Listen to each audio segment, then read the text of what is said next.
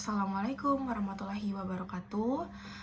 Alhamdulillahirabbil alamin, wassalatu wassalamu ala asrofil anbiya'i wal mursalin wa ala alihi wa ashabihi ajmain, amma ba'du.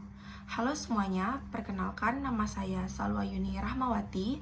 Saya dari kelas 012 Prodi Manajemen Fakultas Ekonomi dan Bisnis. Di pertemuan yang baik ini, izinkan saya untuk menjelaskan tentang sejarah kedatangan penjajah bangsa Barat ke Nusantara.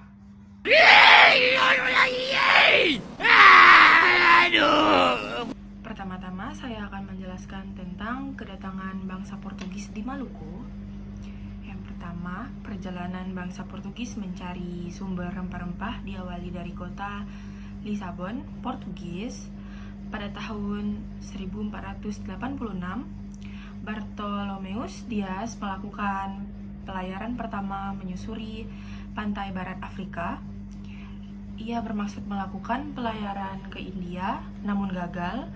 Portugis mencapai Malaka pada tahun 1511 di bawah kepemimpinan Alfonso de Albuquerque. Ia berhasil menguasai Malaka dan Myanmar. Selanjutnya, Portugis menjalin hubungan dagang dengan pimpinan Antonio de Abreu dan Francisco Serrao. Kemudian, penjelasan kedua, ekspedisi bangsa Inggris. Yang kedua, ekspedisi bangsa Inggris, Francis Drake dibantu oleh Thomas Cavendish berhasil tiba di Ternate pada tahun 1579. Di Ternate, mereka memborong rempah-rempah untuk dibawa ke Inggris.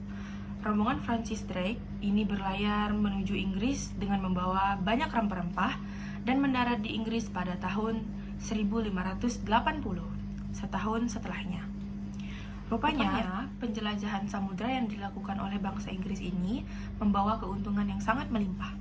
Selain mendapatkan rempah-rempah, penjelajahan bangsa Inggris ke dunia timur juga berhasil menanamkan pengaruhnya di wilayah Asia. Inggris juga ingin merebut wilayah Indonesia dari tangan Belanda dan Portugis. Wilayah Indonesia direncanakan oleh Inggris tidak hanya dijadikan sebagai ladang monopoli, tetapi juga dijadikan sebagai wilayah kekuasaan politik. Selanjutnya, yang ketiga, kedatangan bangsa Belanda di Jakarta. Seorang pelaut Belanda, Cornelis de Houtman, memimpin ekspedisi ke Indonesia.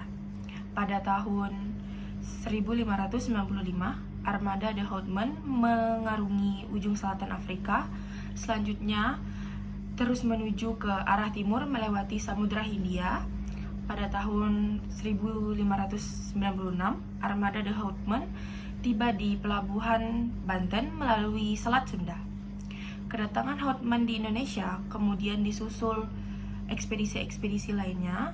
Dengan banyaknya pedagang Belanda di Indonesia, makalah muncullah persaingan di antara mereka.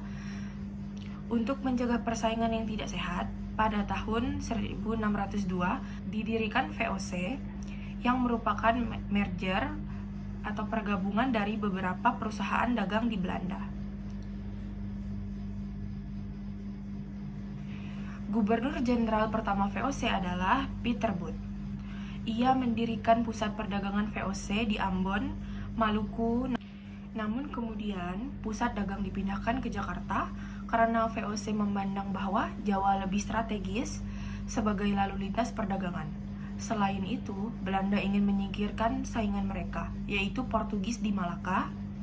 Pangeran Jayawikarta, penguasa bagian wilayah Banten, memberi izin kepada VOC untuk mendirikan kantor dagang di Jakarta.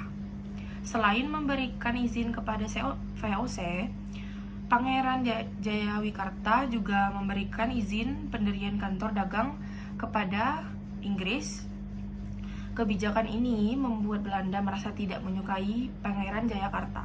Gubernur Jenderal VOC, Jan Pieterszoon Koen, membujuk penguasa kerajaan Banten untuk memecat Pangeran Jayawikarta, sekaligus memohon agar izin kantor dagang Inggris dicabut pada tanggal 31 Mei 1619. Keinginan VOC dikabulkan oleh Raja Banten.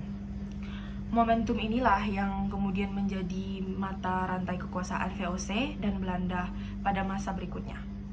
VOC menikmati keluasan dan kelonggaran yang diberikan penguasa Banten. Jayakarta oleh VOC diubah namanya menjadi Batavia. VOC benteng sebagai tempat pertahanan, pusat kantor dagang, dan pemerintahan. Pengaruh ekonomi VOC semakin kuat dengan dimilikinya hak monopoli perdagangan. Masa inilah yang menjadi sandaran perluasan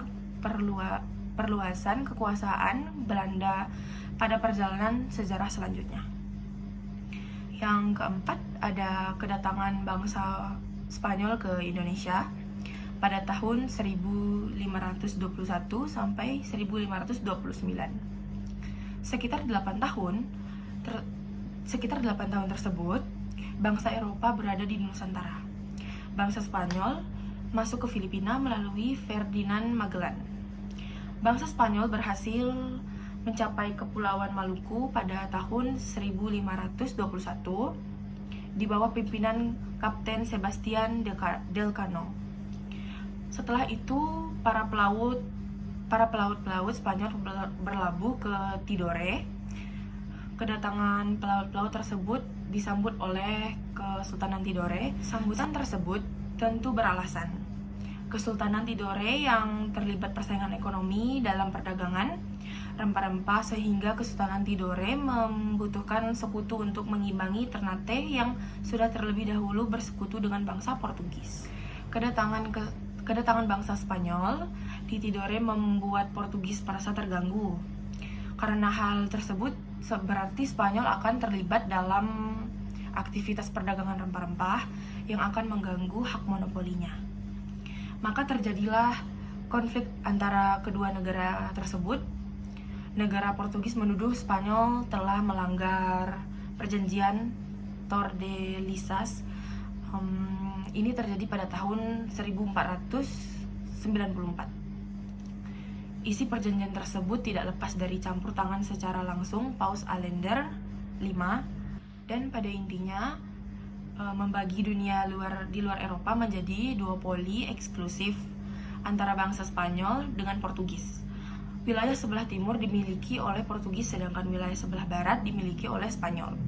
Namun, Spanyol bersikeras untuk wilayah Maluku merupakan kekuasaannya.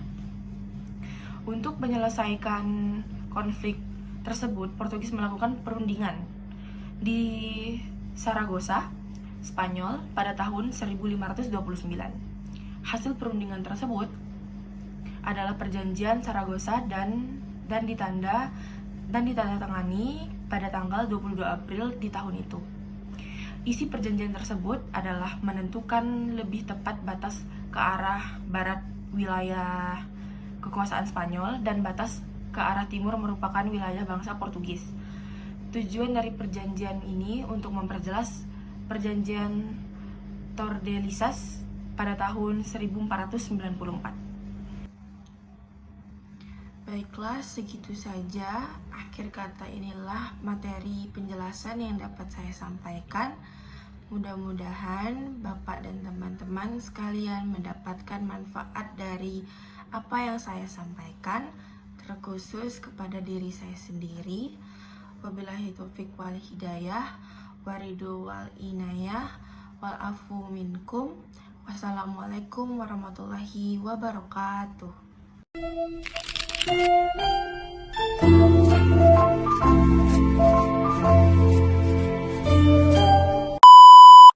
Aku hanya memikirkan satu peraturan penting. Kenapa kau lakukan hari ini kalau kau bisa melakukannya besok? Hahaha.